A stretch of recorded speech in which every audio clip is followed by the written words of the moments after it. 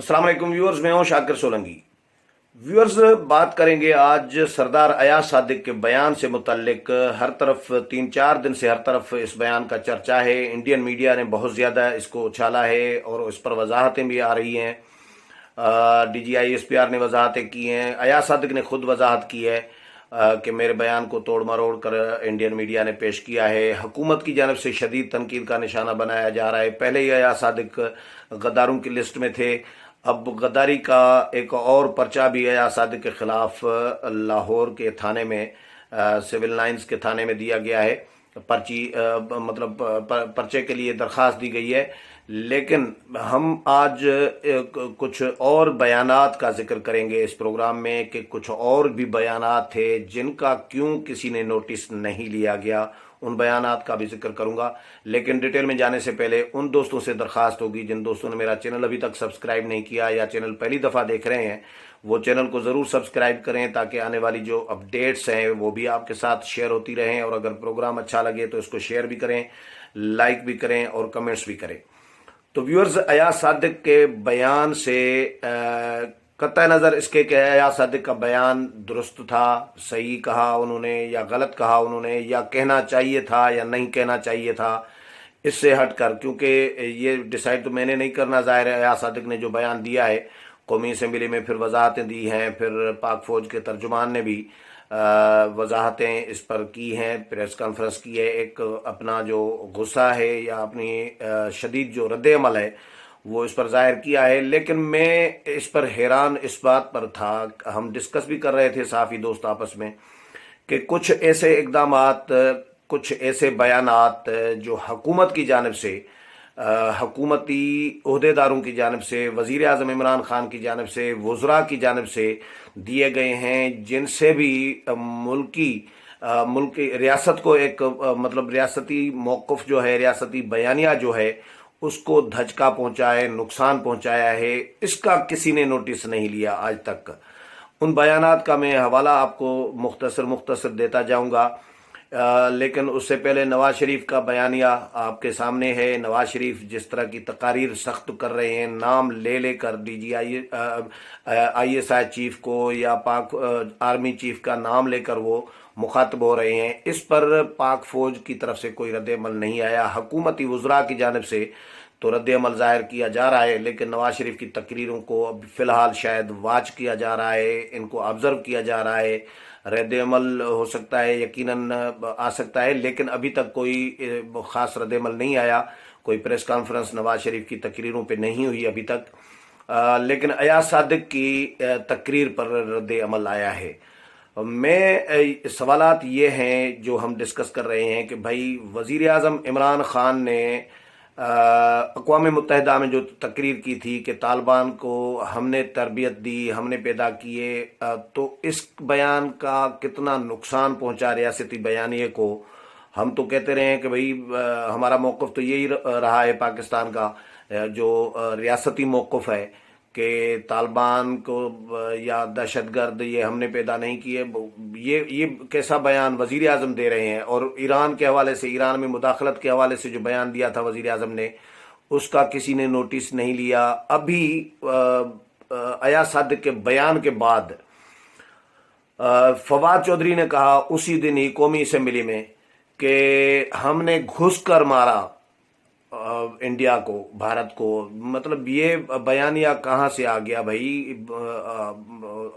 अभी तक तो ये बयानिया था हमारा, ये तो मौक़िफ़ सब कौमी बयानिया ये था कि भाई अभिनंदन आए, अंदर आए, पाकिस्तानी की हुदूद में आए, इंडियन जो फ़िज़ाइया के जो तैयारे थे, तब जाके हमने दिफाई तौर पर हमने उनका जहाज़ गिराया है और अपनी हुदूद में गिराया है। फवाद चौधरी, ये मुझे हैरत हो रही थी, चैनल्स पे भी चली है ये खबर कि फवाद चौधरी कौमी असम्बली में कह रहे हैं कि हमने घुस कर इंडिया को मारा। अब ये बयानिया मुझे ये समझ में नहीं आ रही कि फवाद चौधरी पाकिस्तान के बयानिए को की तर्जुमानी कर रहे थे या पाकिस्तान के बयानिए की नफ़ी कर रहे थे या पाकिस्तान का फ़ायदा कर रहे थे, रियासत का नुकसान कर रहे थे, रियासती बयानिए का क्या कर रहे थे, इसका किसी ने नोटिस नहीं लिया कि भाई ये जो नादानी में جو نقصان دے رہے ہوتے ہیں، یعنی دانا دشمن سے نادان دوست جو ہے وہ خطرناک ہوتا ہے والا کام کر رہے ہیں۔ وزیر اعظم عمران خان نے انٹرویو بھی دیا تھا، جو اس میں بھی یہ کہا تھا کہ آئی ایس آئی کو پتہ ہے کہ میں کرپٹ نہیں ہوں، آئی ایس آئی کو پتہ ہے عمران خان کیا کرتا ہے۔ مطلب یہ بھی انڈائریکٹلی، اس پہ میں نے پروگرام بھی کیا تھا رضا کھٹری کے ساتھ، یہ بھی انڈائریکٹلی ادارے کی کوئی نیک نامی نہیں کر رہے تھے کہ ادارے کو کوئی مطلب ادارے کا کوئی مورال ہائی نہیں کر رہے تھے، بلکہ یہ بھی ادارے کے اوپر ایک گواہی ایک انڈائریکٹلی دے رہے تھے کہ بھیا آئی ایس آئی طاقتور ہے اور آئی ایس آئی سب کچھ ہے۔ مطلب وزیر اعظم کچھ بھی ہوں لیکن آئی ایس آئی کو پتہ ہونا چاہیے۔ بھائی آئی ایس آئی کو پتہ وزیر اعظم کی کرپشن کا کیوں ہونا چاہیے؟ یہ کرپشن کا پتہ تو نیب کو ہونا چاہیے کہ وزیر اعظم کرپٹ نہیں ہے، یا عدالتوں کو ہونا چاہیے۔ آپ یہ بھی ادارے کے لیے کوئی نیک نامی نہیں کر رہے تھے، لیکن اس کا بھی کسی نے نوٹس نہیں لیا۔ کشمیر بیچ دیا آپ نے، اس کا آپ نے کوئی نوٹس نہیں لیا۔ مہنگائی کو کہاں سے کہاں پہنچا دیا ہے آپ نے، اس کا کوئی نوٹس نہیں لے رہا۔ نواز شریف کی تقریروں کا تو چلو نوٹس میں نے ذکر کر دیا کہ ابھی تک نہیں لیا گیا، لیکن ایاز صادق کی تقریر پر سخت نوٹس بھی لیا گیا ہے، سخت تنقید بھی ہوئی ہے۔ لیکن فواد چودھری کے حالیہ بیان جو ایاز صادق کے جواب میں دیا، اس کا کیوں ابھی تک نوٹس نہیں لیا گیا؟ میں دیکھ رہا ہوں میڈیا کو، سوشل میڈیا کو، اور انتظار کر رہا ہوں کہ بھئی اس کا تو کوئی نوٹس لے کہ انہوں نے کیا کہا۔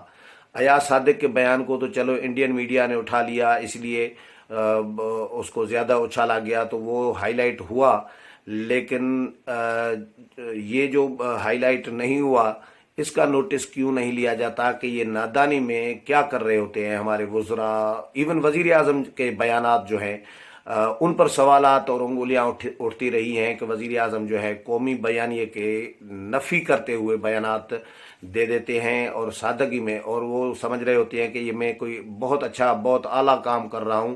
لیکن میرا خیال ہے یہ وقت کے ساتھ یہ چیزیں ریکارڈ ہو رہی ہیں۔ اب ظاہر ہے ابھی حکومت میں ہے، وہ وزیر اعظم ہیں، چیف ایگزیکٹو ہیں، وزراء ہیں، وفاقی وزراء ہیں، ابھی تو ان کے خلاف چلو اسٹیبلشمنٹ بھی ان کے ساتھ کھڑی ہے۔ فی الحال تو یہ ہضم ہو جائے گی چیز، لیکن جب نون لیگ کی حکومت آئے گی، پیپلز پارٹی کی حکومت آئے گی، جب قیادت چینج ہوتی ہے تو پھر وہ چیزیں پھر ریکارڈ پر دوبارہ آتی ہیں۔ جتنا کچھ کر رہے ہیں پی ٹی آئی کے لوگ اپوزیشن کے خلاف، نون لیگ کے خلاف، پیپلز پارٹی کے خلاف، تو ظاہر ہے جب پیپلز پارٹی کی حکومت آئی تو پیپلز پارٹی کے لیے تو کہا جا رہا ہے کہ شاید پیپلز پارٹی انتقامی کارروائی نہ کرے، لیکن نون لیگ کے لیے کہا جا رہا ہے، یہ ایک تاثر عام ہے پیپلز پارٹی میں بھی، نون لیگ میں بھی، کہ نون لیگ بدلہ نہیں معاف کرے گی، نون لیگ کسی صورت معاف نہیں کرے گی، وہ اپنا بدلہ لے گی، حساب کتاب کرے گی، احتساب اس سے بھی زیادہ شاید شدید ہو نون لیگ کے دور میں۔ لیکن یہ ہماری خواہش نہیں ہے کہ انتقامی کارروائیاں چلتی رہیں، لیکن ایاز صادق کے خلاف فی الحال محاذ گرم ہے، اور ایاز صادق کے خلاف لاہور کے تھانے میں ایف آئی آر کے لیے بھی درخواست دی گئی ہے کہ ایاز صادق نے کے خلاف غداری کا مقدمہ دوبارہ سے کیا جائے، یعنی یہ 2 دفعہ غدار بن جائیں گے ایاز صادق اگر یہ مقدمہ ہوتا ہے تو۔ ایک دفعہ پہلے غداری کا مقدمہ ہوا جس میں نواز شریف اور باقیوں کے خلاف بھی ہوا، لیکن یہ سوال یہ بھی ہے کہ بھئی جو غداری کا مقدمہ لاہور میں دائر ہوا تھا اس میں پی ٹی آئی کے دور میں وزیر اعظم آزاد کشمیر کے خلاف بھی غداری کا مقدمہ ہوا۔ وہ آپ نے کیا پیغام دیا تھا بھارت کو یا عالمی برادری کو؟ اس سے کیا آپ نے کشمیر کے لیے مطلب بڑا کارنامہ سر انجام دیا؟ اس کا بھی کسی نے نوٹس نہیں لیا۔ نوٹس نون لیگ کے خلاف لینا ہے، نوٹس اپوزیشن کے خلاف لینا ہے، لیکن حکومت اور حکومتی عہدیدار جو کچھ کریں وہ پی ٹی آئی سے تعلق ہوں ان کا، بس وہ ان کو معاف ہے۔ امید ہے پروگرام پسند آیا ہوگا، اگلے پروگرام میں پھر ملاقات ہوگی، تب تک اجازت چاہتا ہوں، اللہ حافظ۔